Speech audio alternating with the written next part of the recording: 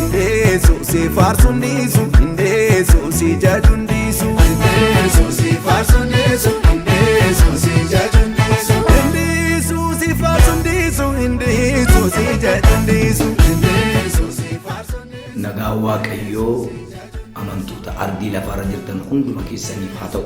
An ergamaa Zawuduu Namarraa hundeessaatii fi dhugaaf abbaa mul'ataa waldaa jireenya dhugaati.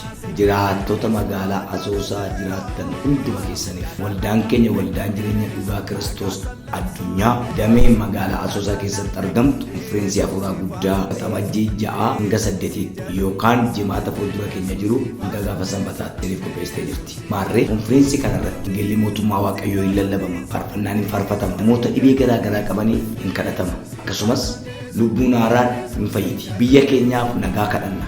Maarree guyyaa gaafa saganticha irratti kan argamu ani ergamaa Zawudee Namarraa, Paaster Ambaa Dabalaa, Paaster Masarat Badhaasaa, faarfataa waannaadhaa fi faarfataa boonsaa ta'u. Iddoon itti argama keenyaa magaalaa Asoosaa Laga Boombaa ispaaltii lammaffaarra jira. Isinis Asoosaaf naannoo ishee kan jirtan hiriyoota keessan afeeraa, lubbuu haaraa afeeraa. Shaaloom nama guyyaa sanaa nu haa godhu.